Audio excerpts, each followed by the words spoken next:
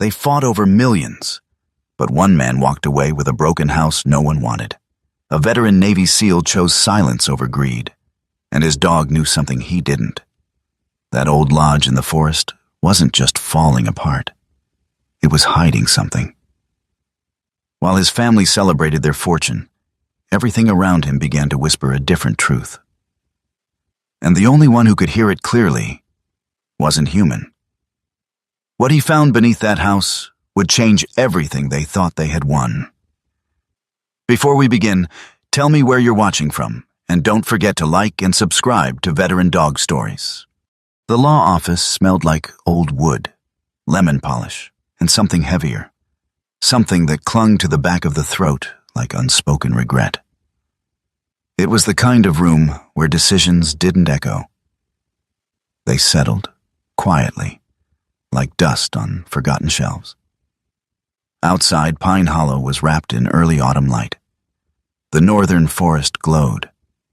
Tall pines standing like silent witnesses, golden leaves drifting lazily across the gravel road. It was almost beautiful enough to forgive the weight inside that room. Almost. Inside, the Mercer siblings sat across a long mahogany table that had probably witnessed more quiet betrayals than any battlefield. They didn't look like family.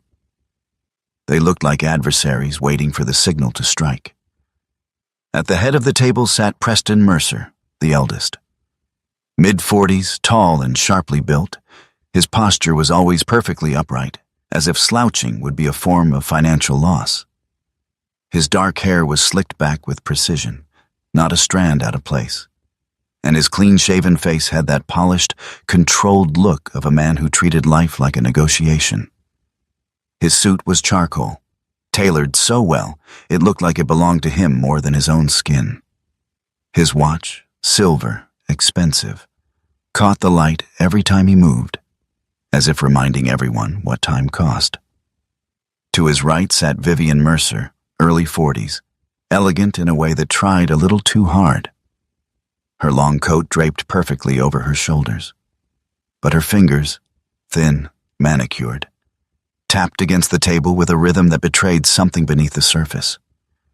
Her blonde hair was styled flawlessly, yet her eyes, sharp, tired, held the faint tremor of someone standing on a cliff she pretended not to see. Beauty, held together by pressure. And then there was Rowan Mercer, 43 years old, former Navy SEAL. He didn't belong in that room. He sat at the far end, shoulders broad, posture relaxed, but not careless, like a man who had learned to conserve energy because he knew what exhaustion really meant. His face was angular, jaw strong, with a rough line of stubble that never quite turned into a beard. His skin was sun-weathered, marked by years outdoors, and his eyes, blue-gray, didn't flicker with tension. They absorbed it. He wore the same thing he always wore, an olive field jacket faded by time, dark cargo pants, worn brown boots. No polish, no display, just function. At his side sat the only creature in the room that hadn't learned how to lie. Flint. A German Shepherd K9, about 5 or 6 years old. His coat was black and tan, thick and clean despite the long drive. He didn't move much, didn't need to. His presence filled the space between breaths. His ears twitched at the smallest sound. His eyes didn't wander. They studied, not people, everything. A clock ticked somewhere behind them, slow, deliberate, like a countdown. At the far end of the room stood Harrison Cole, the family's attorney. 70, thin, with silver hair combed neatly back and glasses perched low on his nose. His suit was modest, worn at the elbows, but his voice carried the quiet authority of a man who had spent decades watching people ruin themselves with signatures. He cleared his throat. "Your father's estate," he began, "has been divided into 2 separate lots." Preston leaned forward instantly. Vivian stopped tapping her nails. Rowan didn't move. "The first, Lot A, contains approximately $28 million in financial assets. Stocks, bonds, offshore accounts tied to several legal entities. Preston exhaled slowly, almost satisfied. Vivian's lips parted just enough to let relief escape. Money, clear, simple, immediate. Then Harrison raised a finger. The second, Lot B, consists of Mercer Ridge Lodge. Silence. Preston leaned back. Vivian rolled her eyes slightly. Harrison continued, unfazed. The property includes the main structure surrounding forest land and all associated liabilities. The building is in severe disrepair. There are outstanding property taxes, structural violations, and it is classified under regional preservation laws. It cannot be demolished.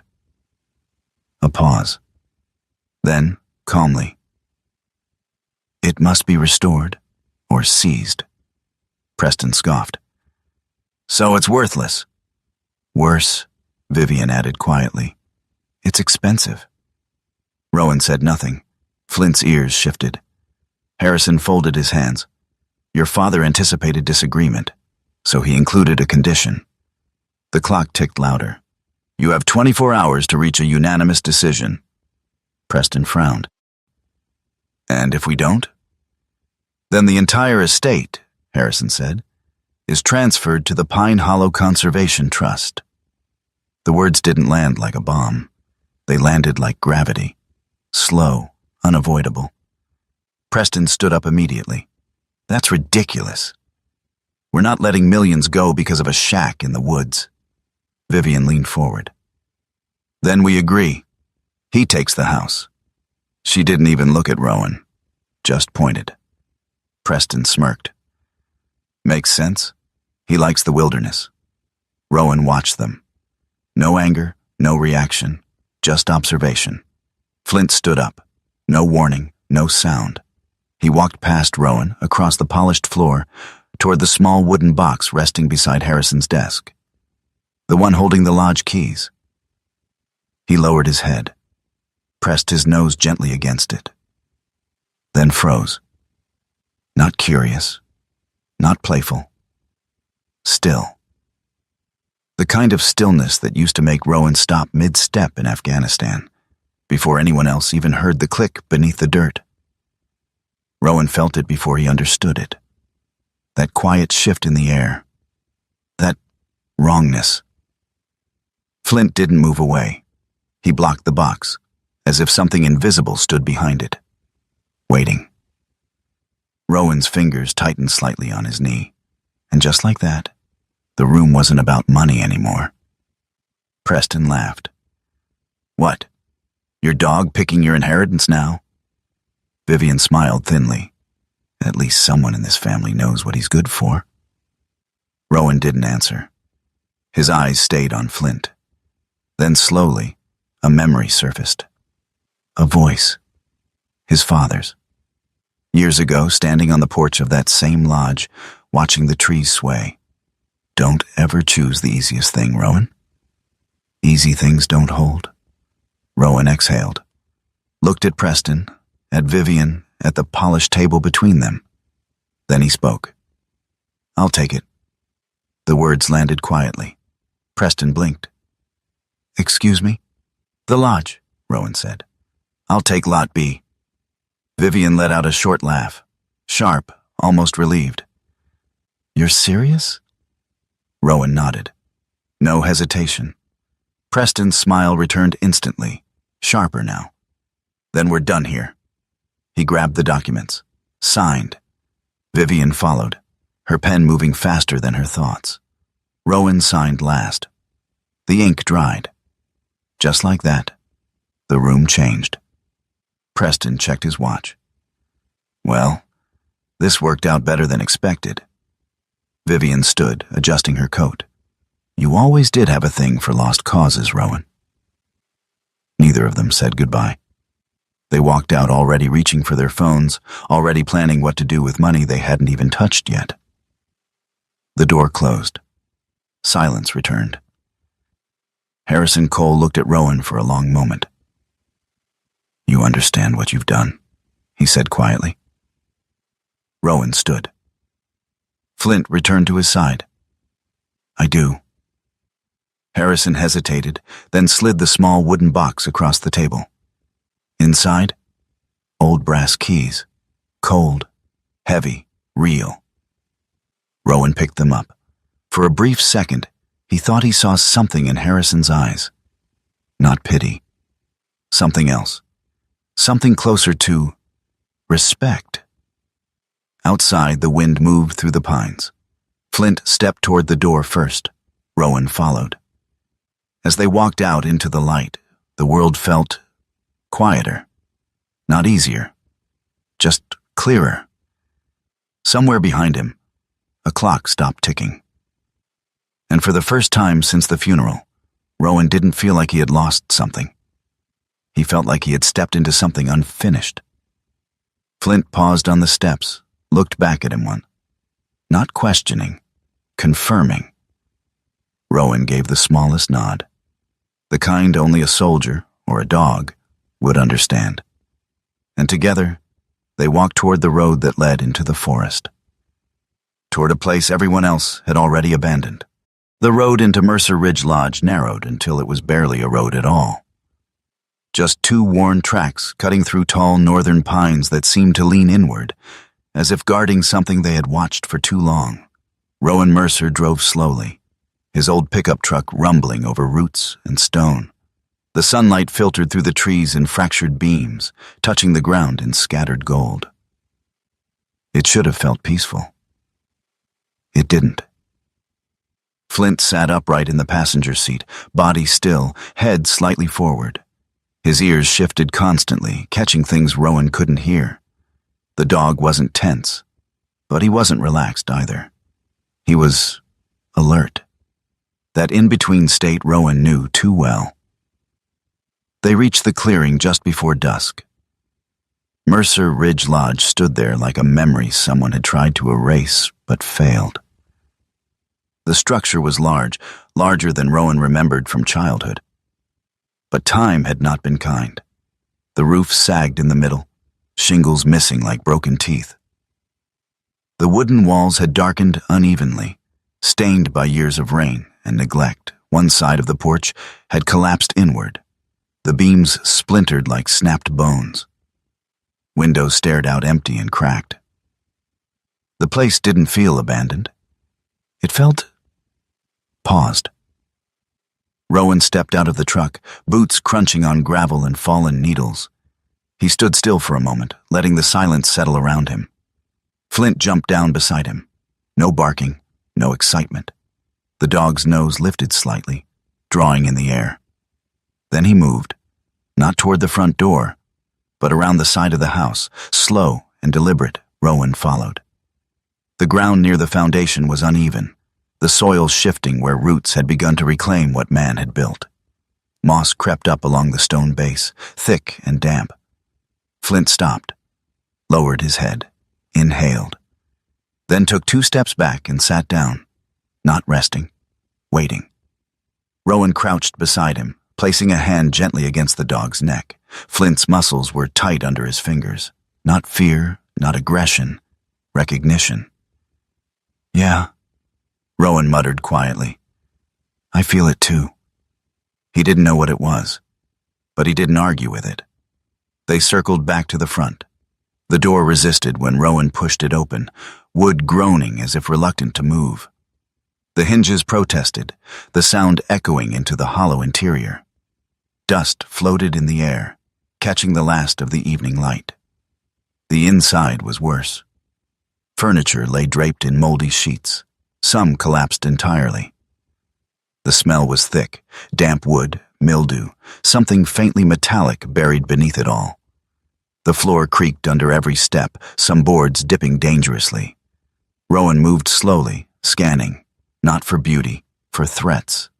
Old habits didn't disappear, they just changed environments. Flint moved ahead of him, stepping lightly, his paws almost silent against the warped wood. Occasionally he would pause, glance back, not for permission, but for confirmation. They cleared the main room. Kitchen, rotted cabinets, rusted sink. Dining area, table half collapsed, chairs missing legs. Then the fireplace, large, stone, dominant in the room. Rowan stopped. Not because he saw something, because Flint did. The dog approached the fireplace slowly, nose low, tail still. He sniffed along the stone, tracing an invisible line only he could sense. Then he froze. One paw lifted slightly off the ground, a signal Rowan hadn't seen in years, the same signal Flint used when something was buried. Something real. Rowan stepped closer.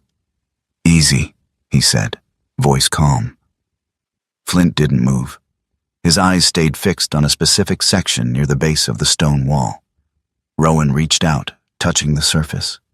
Cold, rough, nothing unusual, at least to sight. But Flint shifted again. Then, gently, he scratched. Not digging, not aggressive, just pointing.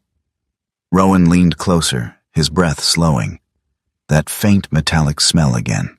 Not strong, but there, under the damp, under the rot. Something else lived in this place. Night fell quickly. The forest swallowed the light, leaving the lodge in a dim, uneven glow from a single lantern Rowan set on the floor. The power was dead. The silence outside was thick. No traffic, no distant hum of civilization. Just wind moving through trees. Rowan dragged a chair into the corner of the main room and sat, elbows on knees, staring at the fireplace. Flint lay nearby, but not asleep. His head rested on his paws, eyes open, watching. Hours passed. The house made noises, soft cracks, settling wood, distance shifting. Normal, Rowan told himself, normal. But something about the fireplace kept pulling his attention back. He stood, walked toward it again, ran his hand along the stone. Nothing. Flint stood too. This time he didn't approach immediately. Instead, he moved to the center of the room, turned slowly. And then, unexpectedly, he faced Rowan, held his gaze. It wasn't a command, it wasn't confusion. It was insistence. Rowan frowned slightly. "What?" he muttered. Flint broke eye contact, turned, walked not to the fireplace, but toward a narrow hallway Rowan hadn't checked yet. Flint stopped at the end of the hallway. There was a door, old, half-rotten, barely hanging on its hinges.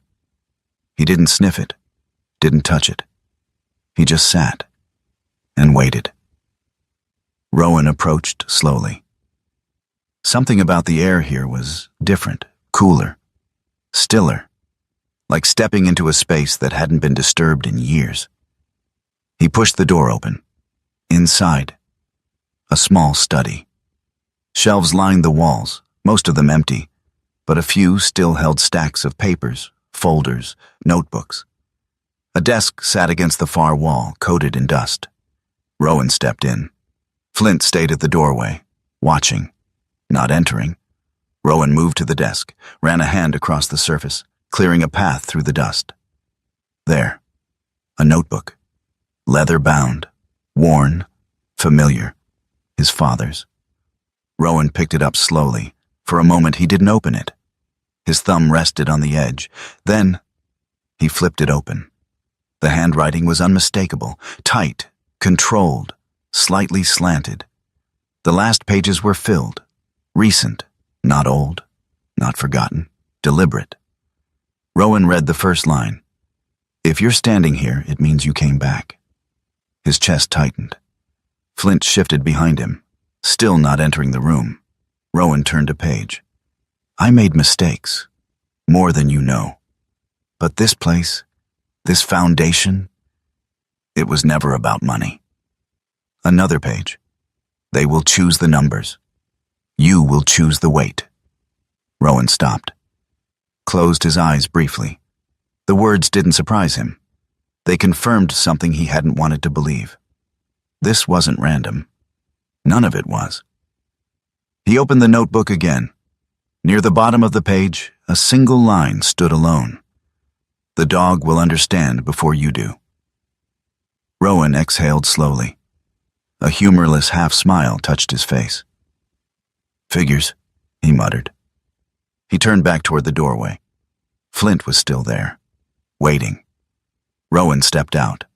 The dog immediately turned and walked back toward the main room, back toward the fireplace. Rowan followed. No hesitation now. The house didn't feel empty anymore.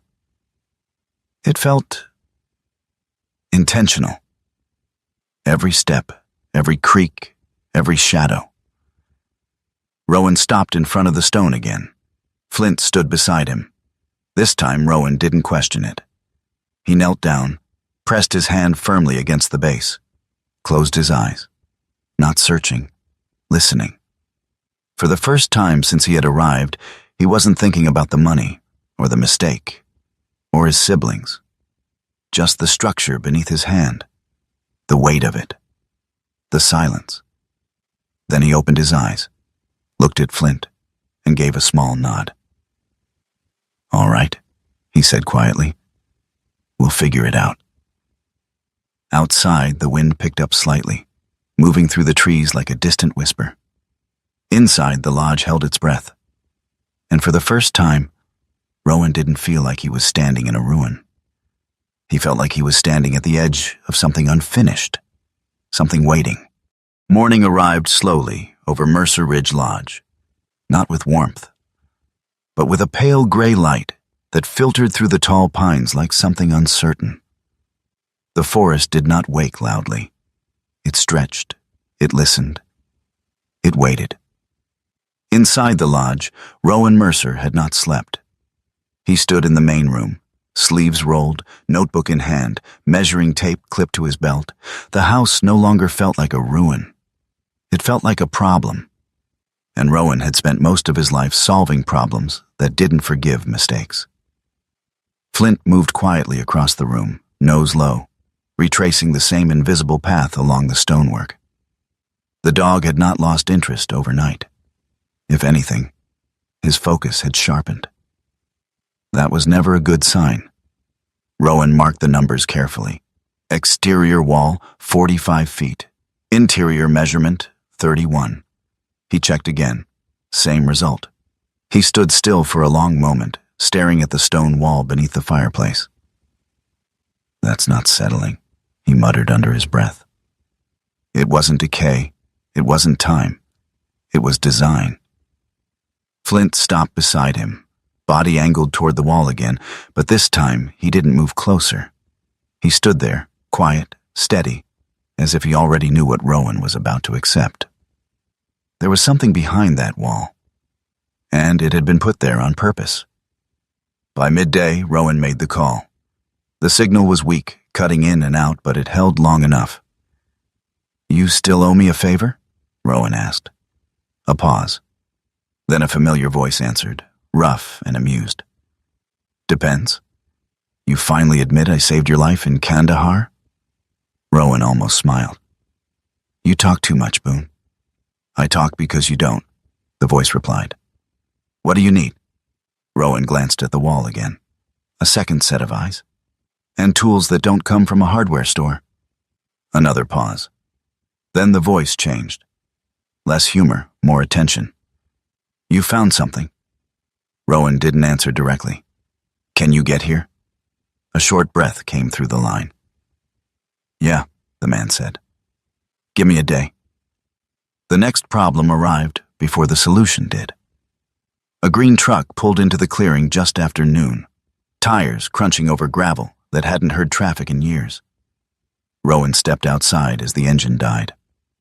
The driver's door opened, and Mara Bellamy stepped out. She moved like someone who belonged to the forest, not cautious, but aware. Mid-30s, lean build, practical strength.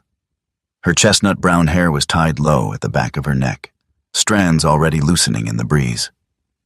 Her skin carried the faint weathering of someone who worked outdoors year-round, and her eyes, sharp, alert, took in everything before settling on Rowan. She wore a moss-green Ranger parka over a gray sweater, Dark outdoor pants, boots built for mud and distance. A radio clipped to her shoulder. A sidearm rested quietly at her hip. Not for threat, but for reality. "You're Rowan Mercer," she said, not asking. Rowan nodded once. "Mara Bellamy, Forestry Service." "I figured." Her gaze moved past him, landing on the lodge. Her expression didn't change, but something tightened beneath it. "You're aware this property is under preservation status," she said. "That means no structural modification without clearance." Rowan leaned lightly against the porch post. "Good thing I haven't modified anything yet." Her eyes flicked to the open door, then to Flint, who had stepped out beside Rowan, standing still, watching her. Mara paused for half a second. Not fear. Recognition. "That dog," she said quietly. "K9? Used to be." She nodded once, as if that explained more than Rowan had said. Then her attention returned to him. "I've seen what happens when people try to fix places like this," she said. "They tear out what matters because they don't understand it." Rowan didn't argue. He just reached into his jacket and pulled out a folded document. Silas Mercer's property filings. Mara took it. Read. Slowly. Her expression shifted, not softer, but more focused. "This was filed recently," she said. "Before he died," Rowan replied. She looked up at him. "Your father fought to keep this place from being condemned," she said. "Why?" Rowan met her gaze. "That's what I'm trying to figure out." Silence hung between them for a moment. Then Mara folded the document carefully and handed it back. "I'm not giving you permission to tear into this place," she said. Rowan nodded. "But," she added, "I'm also not shutting you down, yet." A small window. That was all he needed. Caleb Boone arrived the next morning. The sound of his truck came before the vehicle itself, a heavy diesel growl cutting through the quiet forest. When he stepped out, he looked exactly like Rowan remembered. Early 50s. Broad-shouldered, thick arms, the kind of strength that didn't come from a gym, but from years of lifting things that didn't want to move. His face was square, weathered, with a short beard shot through with gray. His eyes were sharp but tired, like a man who had seen enough to stop being surprised. He wore a brown canvas work jacket, flannel shirt underneath, dark jeans, heavy boots. A tool belt hung low on his hips. He looked at Rowan, then at the lodge, then back at Rowan. "All right," Caleb said. "How bad is it?" Rowan gestured inside. Caleb walked in, boots heavy against the floor. He didn't speak for a while. Just moved, examined, tapped wood, checked angles. Then he stopped at the fireplace, tilted his head slightly, ran his hand along the stone. "Yeah," he said quietly. "That's not original." Rowan crossed his arms. "You sure?" Caleb crouched, pulling a small tool from his belt. He scraped lightly at the mortar. Fresh, not decades old, not even close. "This section was sealed," Caleb said, "and not by someone sloppy." Flint stepped closer, standing beside him. Caleb glanced at the dog. "He's been doing that all day?" he asked. "Since I got here." Caleb nodded slowly. "Then I'd listen to him." They worked in silence for a while. Careful work. Measured. Not demolition, surgery. Piece by piece, Caleb loosened sections of stone, testing the structure before applying force. Sweat darkened his shirt despite the cool air. Then, Flint moved. Not toward the wall, away from it. He backed up 3 steps, then sat, his eyes fixed on Rowan, not on the stone, on Rowan. And for a moment, just a moment, Rowan felt something he hadn't felt in years. Not fear, not danger, something deeper. The same instinct that used to tell him when a room wasn't just a room, when a step wasn't just a step. He raised a hand. "Stop," he said quietly. Caleb froze mid-swing. What? Rowan didn't answer. He stepped forward slowly, examined the section they were about to break. Something was off. Not visible, but wrong.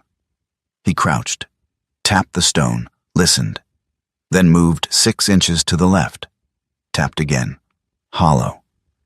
He looked back at Flint. The dog didn't move, just watched. Rowan exhaled slowly. Here, he said. Caleb adjusted position, swung once. The sound was different. Crack. Not solid impact. Fracture. Another swing. The stone shifted. And then, with a dull, heavy break, a section gave way. Cold air rushed out. Not damp, not stale. Cold, dry, ancient. Caleb stepped back instinctively. What the hell? Rowan didn't answer. Flint stood. But he didn't advance. He held position, as if the threshold itself mattered. They widened the opening carefully. Brick gave way to darkness. A void. Not collapse. Space. Deliberate space. Rowan stepped closer, crouching at the edge. The air that came from within carried a different scent. Metal, dust, something preserved. Not rot, not decay. Storage. Caleb leaned in, peering over Rowan's shoulder. You don't build something like this by accident, he said quietly. Rowan nodded. No disagreement, no surprise, just confirmation. He reached into his pocket, pulled out a flashlight, and clicked it on. The beam cut through the darkness. Stairs, narrow, descending, stone-lined, old, but intact. Rowan held the light steady, didn't move yet, didn't rush. He had learned that the first step into the unknown was rarely the most dangerous. It was the second. Flint stepped forward then, just one step, stopping at Rowan's side. Not blocking, not warning, present. Rowan looked at him, then back at the stairs. And for the first time since he had taken the lodge, something inside him settled. Not because he understood, but because he knew. He was exactly where he was supposed to be. All right, he said quietly. Caleb let out a breath behind him. You go first, he muttered. Rowan almost smiled. He adjusted his grip on the flashlight and stepped toward the darkness. The air below the lodge did not smell like decay. It smelled like something preserved. Rowan Mercer stood at the base of the narrow stone stairs, flashlight steady in his hand, beam cutting through the darkness in a clean, unwavering line. Behind him, Caleb Boone shifted his weight slightly, boots scraping against the stone with a dull echo. Above them, the lodge creaked faintly, distant now, like a different world. Flint descended first. Not quickly, not cautiously, purposefully. His body lowered as he stepped, each paw placed with careful precision. His ears tilted forward, catching the quiet in a way Rowan had learned to trust long ago. This wasn't the alert posture of danger. It was recognition. Rowan followed. Each step down felt deliberate, heavier than the last, not because of the weight of the structure, but because something inside him had already begun to shift. The deeper he went, the less this felt like discovery, and the more it felt like arrival. The stairs opened into a chamber, not large, not elaborate, but built with intention.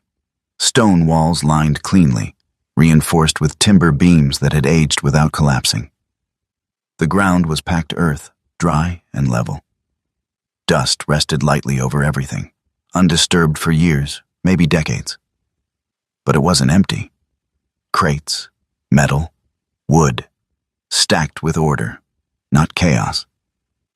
Rowan stepped forward slowly, sweeping the light across the room. Nothing had been thrown together here. Everything had been placed. Caleb let out a low breath. This wasn't hiding, he muttered. This was storage. Rowan didn't respond. Flint had already moved, straight to the far left corner. He didn't sniff every crate, didn't wander. He chose. 3 containers, smaller than the rest, set slightly apart. Rowan approached them, crouching down. His hand rested briefly on the first lid. The metal was cool, not just from the air, but from time. Caleb stepped beside him, wiping his hands against his jeans. "Moment of truth," he said. Rowan nodded once. "Open it." The latch resisted slightly, then gave. Caleb lifted the lid. For a second, no one spoke. The flashlight beam hit the surface and bounced back. Dull yellow. Not polished. Not pristine. Real. Gold. Not stacked like a fantasy. Not overflowing. Just enough. Heavy bars laid side by side, each one worn with faint marks, edges softened by handling long ago. Caleb let out a quiet whistle. "That's not decoration." Rowan reached in, lifting one bar. It dragged slightly against the others, weight answering before his mind could. Solid, unmistakable. Flint didn't react. He didn't even look. Instead, he turned his head toward the second crate. Rowan followed his gaze. "Next one," he said. Caleb closed the first and moved to the second container. This one was wooden, reinforced with iron bands. The lid creaked open. Inside, paper. But not ordinary paper. Thick, sealed, organized in bundles tied with faded twine. Rowan pulled one free, brushing dust aside. His eyes moved quickly across the surface. Land deeds, mineral rights, water access claims. Survey maps stamped with dates older than he expected. Caleb leaned over his shoulder. "That's not junk," he said. "That's control." Rowan didn't look up. He kept reading. Names of companies, old agreements, signatures. Silas Mercer, over and over. This wasn't inheritance. This was a ledger of something much larger. Flint shifted again. Not impatient, directed. Toward the third crate. Rowan set the papers down carefully, moved to the final container, opened it. This one told the truth plainly. A thin layer of gold rested on top. But beneath it, more documents, more records, more proof. The gold was visible. The value beneath it was not. Rowan exhaled slowly. Understanding didn't come all at once. It built, layer by layer, like the room itself. "Starter fuel," Caleb muttered, nodding toward the gold. "And the rest?" He didn't finish. He didn't need to. Rowan already knew. At the center of the room stood a small steel box. Unlike the crates, it wasn't part of the storage. It was separate, deliberate. Flint approached it this time. Slowly. He nudged it once with his nose, then stepped back and sat. Rowan walked forward, knelt. His fingers hovered over the lid for a moment before opening it. Inside, a single envelope. Heavy paper, sealed. His name written across the front. Not printed, not formal, personal. Rowan didn't rush. He broke the seal carefully, unfolding the letter inside. The handwriting was steady, familiar. His father's voice captured in ink. Rowan read. Silas Mercer didn't apologize. He didn't explain everything. He didn't need to. He laid it out simply. The money in Lot A wasn't clean. It was tied to entities under scrutiny. Tax exposure, legal risk. The kind that didn't surface immediately. But when it did, it took everything with it. Rowan's jaw tightened slightly. He could see it now. The structure, the setup. Not a trap, a mirror. Silas had known what each of them would choose, and built the outcome around it. Rowan turned the page, then stopped. One line, simple, direct. I did not leave you wealth. I left you time. Flint stood suddenly, not alarmed, not aggressive, but aware. He turned, not toward Rowan, but toward the far wall of the chamber, a section Rowan hadn't examined yet. The dog walked to it slowly, stopped, then did something Rowan hadn't seen before. Flint pressed his head gently, firmly, against the stone. Not sniffing, not scratching, just contact. Holding it there, eyes closed. For a moment that stretched longer than it should have, Rowan felt it again. That quiet shift. That subtle, impossible sensation that something unseen had just acknowledged them. Not a threat, not a warning, a presence. Gone as quickly as it came. Flint stepped back, opened his eyes, and returned to Rowan's side. Nothing else moved. Nothing else changed. But the room felt different. Rowan folded the letter slowly, placed it back into the box. He didn't need to read further to understand. This wasn't about luck. It wasn't about being chosen. It was about being expected. Caleb rubbed the back of his neck, still scanning the crates. "So let me get this straight," he said. "Your old man knew they'd go for the money." Rowan nodded once. "And he knew you wouldn't." Rowan didn't answer immediately. His eyes moved across the room again. The gold, the documents, the structure. Then finally, Flint, sitting calmly, watching. "I don't think it was about what I do," Rowan said quietly. Caleb frowned. "Then what?"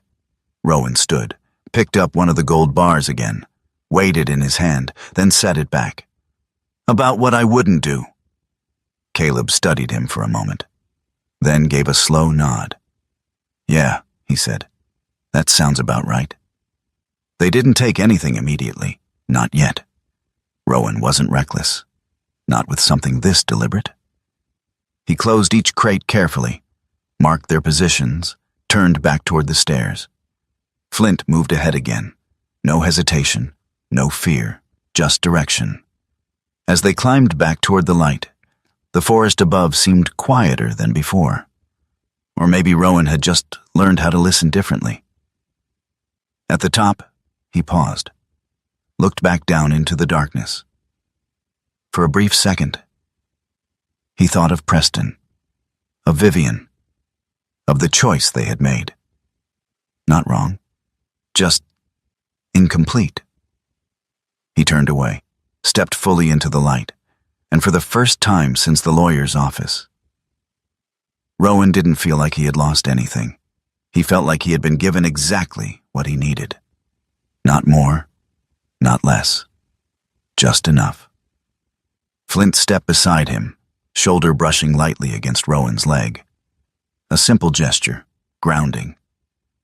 Rowan glanced down. "Yeah," he said quietly. "We'll do it right." The wind moved through the trees again. This time, it didn't sound like a warning. It sounded like agreement. The first bill arrived before the roof stopped leaking. It came folded in stiff white paper, stamped with the county seal. Slipped through the cracked mailbox at the edge of the overgrown path. Rowan Mercer held it between his fingers for a moment before opening it, already knowing what it would say.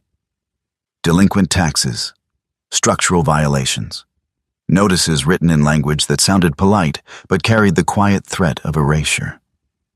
He stood on the porch, the wood groaning beneath his boots, and looked out over the clearing. The forest didn't care about paperwork. The wind moved the same whether a man owned the land or lost it. Flint sat beside him, watching. Not the paper, not the house, but Rowan. Always Rowan. Rowan exhaled slowly, folding the notice once, twice, slipping it into his jacket pocket. There was enough gold below to fix the immediate problem. Enough to breathe, not enough to be careless. Inside, Caleb Boone was already working. He had stripped off his jacket, sleeves rolled, sweat darkening the flannel across his back despite the cool air. His movements were efficient. No wasted effort, no hesitation. He dismantled damaged sections of wall with the quiet patience of someone who knew that fixing something properly meant understanding how it had been built in the first place. "Roof's worse than it looked," Caleb called without turning. "You're not patching that. You're replacing sections." Rowan nodded. "One section at a time?" Caleb snorted. "That's one way to say you're broke." Rowan didn't argue. He wasn't offended by the truth. He had lived with less. The first time Rowan left the lodge after discovering the hidden chamber, it wasn't for supplies. It was for a conversation he didn't want to have. He drove into Pine Hollow, the small town sitting like a quiet afterthought at the edge of the forest. Wooden storefronts, a single gas station, a diner that hadn't changed its sign in decades. The kind of place where people noticed you, but didn't ask questions unless they had to. The workshop sat at the far end of town. No sign. Just a narrow building with a faded door and a small, dusty window. Rowan stepped inside. The smell hit first. Metal, oil, old wood, not unpleasant. Just honest. Behind the counter stood Elias Boone, 72 years old. Thin, almost fragile at a glance, but the kind of fragile that came from time, not weakness. His hair was white, cut short, uneven in places, as if he didn't care for mirrors. His face was lined deeply, every crease earned. But his eyes, pale blue, were sharp. Too sharp. He wore a gray cardigan over a worn shirt, sleeves slightly too long, fingers stained faintly from years of working with metal. He didn't look up immediately. He finished polishing a small object in his hand, set it down, then raised his eyes slowly. They locked onto Rowan, and held. "You've got your father's posture," Elias said finally. His voice was quiet, dry. "Same way of standing like you're waiting for something to go wrong." Rowan stepped forward. "You knew him well?" Elias shrugged lightly. "Long enough." His gaze shifted briefly toward Flint, who had entered silently behind Rowan and now stood near the door, observing. Elias nodded once. "And that one. I don't need an introduction." Flint didn't react. Rowan reached into his jacket, placed a single gold bar on the counter. Elias didn't touch it right away. He looked at Rowan first. "Where?" Rowan met his gaze. "Somewhere that matters." A faint smile, barely there. "That's what I was afraid of." Elias picked up the gold, turning it slowly under the light. His fingers were careful, respectful, not greedy. He checked markings, weight, edges. "Old," he murmured. "Clean enough." He set it down again. "I can move this," he said. "Small amounts, quietly. Legitimate channels." Rowan nodded. "That's all I need." Elias leaned forward slightly, elbows resting on the counter. "You don't look like a man who came into money," he said. "I didn't?" Elias studied him for a moment longer, then nodded. "Good," he said. "Money ruins the wrong people faster than poverty ever could." Back at the lodge, work began in pieces. One section of roof at a time, one beam replaced, one wall reinforced. Mara Bellamy returned often, sometimes with paperwork, sometimes just to watch. She never interfered unless necessary. But she watched everything. One afternoon, she stood at the edge of the clearing, arms crossed, observing as Caleb directed a small crew he had brought in, 2 local workers, quiet men who followed instructions without questions. Mara's gaze moved from the structure to Rowan. "You're not rushing," she said. "No. Most people would." Rowan wiped dust from his hands. "Most people don't plan on staying." Mara tilted her head slightly. "And you do?" Rowan didn't answer right away. Flint approached then, stopping near Mara, sniffing the air lightly. Not at her, but around her. He circled once, then sat. Mara glanced down at him. "He trusts you," she said. Rowan looked at the dog. "He doesn't trust easily." Mara nodded once. Neither do I. The accident happened late in the afternoon. The light had turned soft, filtering gold through the trees, when one of the older support beams inside the lodge gave way unexpectedly. It wasn't a collapse. Not fully. But enough. Wood cracked sharply, echoing through the structure. Caleb shouted, stepping back. Dust filled the air. And Flint. Flint didn't run away. He ran toward it. Rowan moved instinctively. Flint! Too late. The dog slipped through the partially fallen frame, disappearing into the haze. Rowan followed without thinking, boots crunching over debris, pushing through broken wood and hanging plaster. Inside, visibility dropped. The air was thick. Flint! Rowan called again, voice sharper now. A faint sound answered. Not a bark. A low, controlled whine. Rowan moved toward it, pushing aside splintered boards until he saw him. Flint was pinned. Not badly, but enough. A beam had fallen across his hind leg, trapping him. The dog didn't struggle wildly. He held still, waiting. Rowan dropped to his knees, hands already moving, lifting the beam just enough. Easy, easy. Caleb reached them seconds later, helping shift the weight. Together, they freed him. Flint pulled back, limping slightly, but standing. Rowan's hands moved quickly over him, checking, assessing. No break. Bruised, minor cut. Nothing life-threatening. Still. Rowan stayed there longer than necessary, one hand resting against the dog's neck, breathing slower, grounding himself. Around them, the lodge creaked again. Caleb wiped dust from his face. He went straight in, he muttered. Didn't hesitate. Rowan didn't look up. I know. Flint shifted his weight, testing his leg, then nudged Rowan's shoulder lightly, as if to say, I'm still here. Rowan exhaled, and in that moment, the truth settled deeper than anything he had read in his father's letter.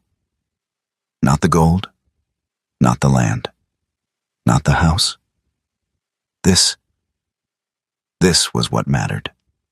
Work resumed the next day, slower, more careful, but stronger. Rowan sold another piece of gold through Elias, paid the first round of taxes, ordered proper materials. The lodge began to change. Not all at once, but enough that it no longer looked like something waiting to collapse. It looked like something being reclaimed. At dusk, Rowan stood on the porch again. Flint lay nearby, leg resting but no longer favoring it. The forest moved around them. Alive. Unbothered. Rowan looked out across the trees, thought of Preston, of Vivian, of the choices made in that quiet office. He didn't feel anger. Not anymore. Just distance. Some roads you didn't go back down. Flint shifted, then stood, moving to stand beside him, shoulder to leg, solid, present. Rowan rested a hand lightly against his back. We're not leaving, he said quietly. Not a decision, a statement. Flint didn't react. He didn't need to. He had already known. 5 months changed the lodge. Not all at once. Not in any dramatic, cinematic way. There was no single moment where Mercer Ridge transformed from ruin to sanctuary. It happened slowly, board by board, nail by nail, decision by decision. The roof no longer sagged like a broken spine. Fresh timber replaced rot, though the wood was still raw, pale against the older structure. Windows were repaired, not replaced entirely, but restored where possible. The porch stood again, solid underfoot. It didn't look rich. It looked lived in, earned. Rowan Mercer stood at the edge of the clearing one early morning, coffee in hand, watching the mist drift low between the trees.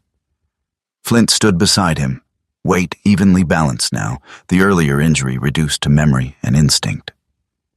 The dog's ears flicked at distant sounds. Birds, wind, something moving far off beyond the visible. Neither of them spoke. They didn't need to. Behind them, Caleb Boone hammered steadily inside the lodge, each strike deliberate, measured. The rhythm had become familiar, like a heartbeat stitched into the place itself. Mara Bellamy's truck sat near the edge of the clearing. She leaned against the hood, reviewing a clipboard, her brow slightly furrowed as she checked permit notes and restoration progress. She had stopped questioning Rowan's intent weeks ago. Now, she watched something else. Consistency. Commitment. Most people didn't last this long. Across the country, something very different was unfolding. Preston Mercer didn't notice it at first. He was too busy enjoying what he believed was his victory. The apartment overlooking the city's skyline, the polished floors, the quiet hum of wealth surrounding him. He moved easily in that world. Tailored suits, precise schedules, controlled conversations. But control is a fragile thing when it's built on assumptions. The first delay came from the bank. A transfer that should have taken hours stretched into days. Then came the second message, formal, cautious. Additional verification required. Preston didn't panic. He called, he pushed. He reminded them who he was. The third call was different. No answers, just deflection. And then, silence. Vivian Mercer noticed before he did. She always felt shifts in stability faster than she understood them. She had already spent part of her share, refinancing debts, maintaining appearances, preserving a life that depended on illusion more than substance. Her home looked perfect. Her world felt intact. Until it didn't. The first notification came late at night. Account review. The second came in the morning. Temporary hold. The third came with no explanation at all. Frozen. She stared at the screen for a long time. Then called Preston. This time, he didn't sound in control. The news broke quietly at first. A small article, a mention of financial irregularities. Then a larger one, then names, then numbers. And suddenly, what had been private became public. Federal investigation, tax exposure, asset seizure. Words that didn't disappear once spoken. It was early afternoon when Rowan heard the car. Not Caleb's truck. Not Mara's. Something different. Flint heard it first. He stepped forward from the porch, body shifting. Not aggressive, not defensive. Aware. Rowan set his coffee down. Watched the narrow road through the trees. The car appeared slowly. A dull gray rental coated in road dust, out of place against the green silence of the forest. It stopped at the edge of the clearing, engine off. For a moment, nothing happened. Then the driver's door opened. Preston stepped out. Rowan didn't recognize him immediately. The posture was wrong, the confidence gone. His suit was still expensive, but wrinkled now, worn unevenly. His hair, once perfect, had grown slightly out of shape. His face, sharper, hollowed, carried something new. Not anger, not arrogance. Fear. Vivian stepped out from the passenger's side. Her coat was still elegant, but it hung differently now. Looser, as if she had lost weight too quickly. Her eyes, once controlled, now moved constantly, scanning, searching for something solid. Neither of them spoke at first. They just stood there, looking at the lodge, at the work, at what had become of the thing they had dismissed. Flint stepped forward, not barking, not growling, just placing himself between Rowan and them. Not blocking aggressively, but clearly, present. Preston swallowed. "Rowan," he said. His voice cracked slightly. Just once, Rowan didn't move. He stood where he was, hands resting loosely at his sides. Caleb stepped out of the doorway behind him, wiping his hands on a rag, eyes narrowing slightly as he assessed the situation. Mara remained near her truck, watching, not interfering. No one rushed. No one escalated. Preston took a step forward, then stopped. like he had remembered something, or realized something. "We need to talk," he said. Rowan nodded once. "Talk." Preston glanced briefly at Flint, then back at Rowan. "There's been complications," he began. Rowan said nothing. Vivian stepped forward instead. Her voice was softer, fragile. "The accounts," she said. "They're frozen. Everything is under investigation." Rowan's expression didn't change. "We didn't know," she added quickly. "We didn't see it. The paperwork, it wasn't clear." "It was clear," Rowan said calmly. The words weren't sharp, just final. Preston exhaled, running a hand through his hair. "We made a mistake," he admitted. It sounded unnatural in his voice, like a language he hadn't practiced. Rowan watched him, not with satisfaction, not with resentment, just distance. Vivian took another step. "Rowan, please," she said. "We need help." Flint shifted slightly, not moving forward, not retreating, just adjusting his stance, firm, grounded. Rowan looked at her, really looked this time, saw the exhaustion beneath the surface, the cracks in the carefully built image, the fear she couldn't hide anymore. "I can't fix that," he said. "You could," Preston snapped suddenly. "You found something here. You've got money. You've got resources." Rowan cut him off with a small shake of his head. "You're asking the wrong question." Preston stared at him. "Then what's the right one?" Rowan paused, then said quietly, "Why didn't you look closer?" Silence fell again. Not heavy, not explosive, just still. Vivian's eyes filled slightly. "We trusted what we saw," she whispered. Rowan nodded. "That's the problem." Preston took a step forward again. Flint moved immediately. Not fast, not aggressive, just enough. A line drawn. Preston stopped. He looked down at the dog, then back at Rowan. Something passed through his expression. Recognition. Not of the dog, of the moment. "You're really not going to help us," he said. Rowan held his gaze. "No, not harsh, not emotional, just true." Preston looked away first. Vivian wiped at her eyes quickly, turning slightly, as if embarrassed by the reaction. For a moment, none of them moved. Then Rowan spoke again. "5 months ago," he said, "we all stood in the same room." Preston didn't respond. "You had a choice," Rowan continued. Vivian closed her eyes briefly. Rowan's voice remained steady. "So did I." Flint stood still beside him, unmoving, certain.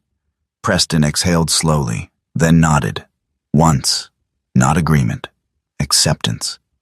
He turned back toward the car. Vivian hesitated. Looked at Rowan one last time, like she wanted to say something else. Then didn't. She followed her brother. The car door closed. The engine started. And slowly, they left.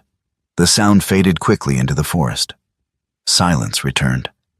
But it wasn't the same silence as before. It was settled. Caleb stepped closer, glancing at Rowan. "You okay?" he asked. Rowan nodded. "Yeah." Mara approached as well, her gaze thoughtful. "That didn't look easy," she said. Rowan picked up his coffee again. It had gone cold. "Wasn't supposed to be." Flint returned to his side, brushing lightly against his leg. Not seeking reassurance, giving it. Rowan rested his hand briefly against the dog's back. The lodge stood behind them, stronger now, not perfect, but real. Rowan looked out toward the trees once more, not at what had been lost, not at what could have been, just at what was. And for the first time, he didn't feel like he owed anyone an explanation. Winter came quietly to Mercer Ridge. It didn't arrive with a storm or a warning.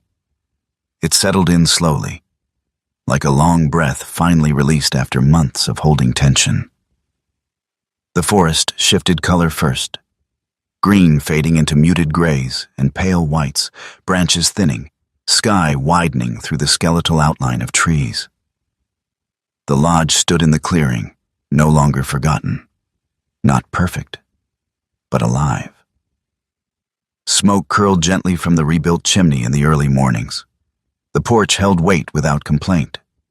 Windows glowed faintly at night, not bright, not extravagant, just enough to say someone was there, someone had stayed. Rowan Mercer stood near the edge of the clearing, hands tucked into the pockets of his olive field jacket, breath visible in the cold air. The lines on his face hadn't softened, but something behind his eyes had. Not lighter, clearer. Flint moved beside him, slower now, not weak but measured. Age hadn't taken his strength yet, but it had begun to refine it. His coat had thickened for the winter, black and tan blending into the muted colors of the forest. His eyes remained the same, steady, alert, and impossibly present. A truck pulled up along the narrow path, not new, not polished, functional. Rowan didn't turn immediately. He already knew who it was. The door opened and Jonah Pike stepped out. Mid-50s, tall, broad-shouldered, but worn in a different way than Rowan. Where Rowan's strength came from discipline, Jonah's came from endurance. His face was lined deeply, skin rough from years of outdoor labor. His hair, once dark, had turned gray unevenly, cut short without much care. He wore a thick brown canvas jacket over a faded thermal shirt, heavy work pants, boots that had seen more winters than most people. His movements were slower, not weak, but deliberate, like a man who measured effort because he had learned what it cost. Jonah walked toward the porch, stopping a few steps away. He looked at the lodge, then at Rowan. "Didn't think anyone would bring this place back," he said. His voice carried gravel, years of smoking, years of silence, years of saying only what mattered. Rowan nodded once. "Didn't plan to," he replied. Jonah gave a short, humorless laugh. "Yeah," he said. "That's usually how it starts." Flint approached, stopping a few feet from Jonah. Not tense, not welcoming, just assessing. Jonah glanced down at the dog. "That one yours?" he asked. Rowan nodded. "Keeps me honest?" Jonah studied Flint for a moment longer, then gave a slight nod. Approval, or at least recognition. "Good," he said. "Places like this need that." The lodge had changed in ways that didn't show in blueprints. The main room now held mismatched chairs, none of them new, all of them usable. A long table stood near the fireplace, repaired but still bearing the marks of its past. The walls had been cleaned, not replaced. History wasn't erased, it was stabilized. And people had started coming. Not many, just enough. A man who had served too long and didn't know how to stop moving. Another who had stopped moving entirely and needed a reason to stand again. They didn't arrive with announcements. They arrived quietly, like they hoped no one would notice. Rowan didn't ask questions they weren't ready to answer. He just gave them space. Flint moved among them carefully, not playful, not distant. He adjusted himself to each presence, resting near one, watching another, following a third when something didn't feel right. He didn't fix anyone, but he made it harder for them to disappear. It happened on a late afternoon when the sky hung low and pale, the kind of light that flattened everything into quiet reflection. A boy stood at the edge of the clearing. Rowan saw him before the others did. Small, maybe 9 or 10 years old, thin, bundled in a coat too big for him, sleeves hanging past his hands. His hair was dark, unkempt, falling into his eyes. His face was pale, not sick, but cautious, like someone who had learned early not to expect warmth. He didn't step forward. He just stood there, watching. Flint noticed him next. The dog froze for a moment. Not in alert, not in warning. Recognition.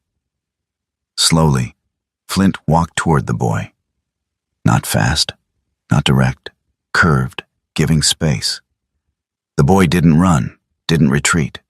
He just watched Flint approach, his eyes wide but steady. Flint stopped a few feet away. Then, unexpectedly, he lowered himself. Not sitting, not lying down, lowering, making himself smaller. The boy blinked. Something shifted in his face. Not fear, something softer. Rowan walked over slowly, stopping behind Flint. "You lost?" Rowan asked gently. The boy shook his head. "No, sir." His voice was quiet but clear. He glanced at the lodge, then back at Rowan. "My mom said this place..." He hesitated, searching for the right words. "Helps people." Rowan didn't answer immediately. He looked at Flint, then at the boy. "What do you need?" he asked. The boy shrugged slightly. "Don't know yet." Flint moved closer, just enough to touch the boy's hand lightly with his nose. The boy didn't pull away. He stayed. And for a moment, something invisible passed between them, something simple, something honest. The kind of connection that didn't need explanation. Rowan felt it. Not as a memory, not as a plan, as a confirmation. The boy stayed that evening. His name was Noah Wren. He didn't say much about where he came from. Rowan didn't press. Mara later mentioned his mother had worked seasonal forestry jobs, moving often, never staying long enough to settle. Now she was gone.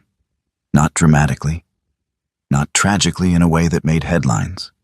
Just gone. Another quiet absence. Noah moved carefully through the lodge, touching things lightly like he wasn't sure they belonged to him. Flint stayed close. Not hovering, but never far. At dinner, Noah sat at the far end of the table, watching more than eating. Caleb told a story about a collapsed bridge he once rebuilt in the middle of a storm, exaggerating just enough to make it sound impossible. Jonah listened with a faint smile, shaking his head at the right moments. Noah didn't laugh, but he listened, and he stayed. That night, Rowan stepped out onto the porch again. The cold had deepened. The sky stretched clear, stars sharp against the dark. Flint lay near the steps, head resting on his paws, eyes open. Rowan leaned against the railing, looking out across the trees. Not searching, not waiting, just present. He thought about the chamber below, the gold, the documents, the choices. All of it still there, unchanged, but somehow smaller. Or maybe he had just grown past needing it to define anything. The door creaked softly behind him. Noah stepped out, wrapping his coat tighter. "Can't sleep?" Rowan asked. Noah shook his head. "Too quiet," he said. Rowan nodded. "Yeah." They stood there together for a while. No pressure, no questions, just shared silence. Then Noah spoke again. "Did you find treasure here?" he asked. Rowan didn't answer right away. He looked down at Flint. The dog shifted slightly, as if aware of the question. Rowan let out a slow breath. "Not the kind you're thinking of." Noah frowned slightly. "What kind, then?" Rowan rested his hands on the railing, thought about it, then said, "The kind you don't notice until you almost lose it." Noah didn't fully understand, but he nodded anyway. Sometimes that was enough. Flint stood, stretching slowly, then settled back down, closer to both of them now. The forest moved quietly around them. The lodge held steady behind them. And somewhere beneath it all, unchanged, untouched, was everything Rowan had once thought mattered most. But now, standing there in the cold, with a boy who had nowhere else to go and a dog who had never left his side, Rowan understood something else. Some things weren't meant to be taken. They were meant to be kept, protected, lived, and when the wind moved through the pines that night, it didn't sound like a warning.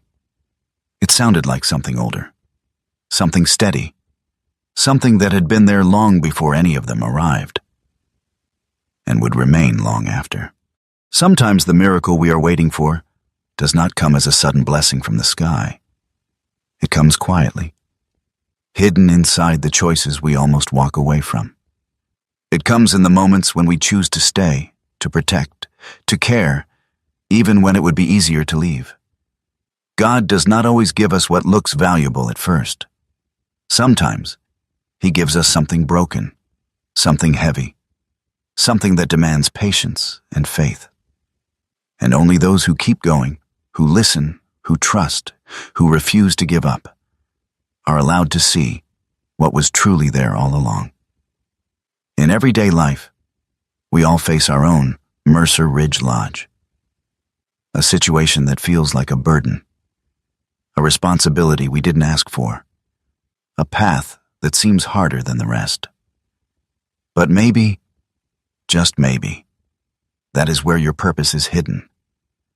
That is where your miracle is waiting. So if you are going through something difficult right now, don't rush to abandon it. Take a moment. Look closer. Pray. Trust that God may be shaping something stronger in you, even if you cannot see it yet. If this story touched your heart, share it with someone who needs hope today. Leave a comment and tell us where you are watching from, or what choice in your life felt like a burden, but turned out to be a blessing. And don't forget to subscribe to Veteran Dog Stories for more stories that remind us what truly matters. May God watch over you, guide your steps, and protect you and your loved ones, wherever you are.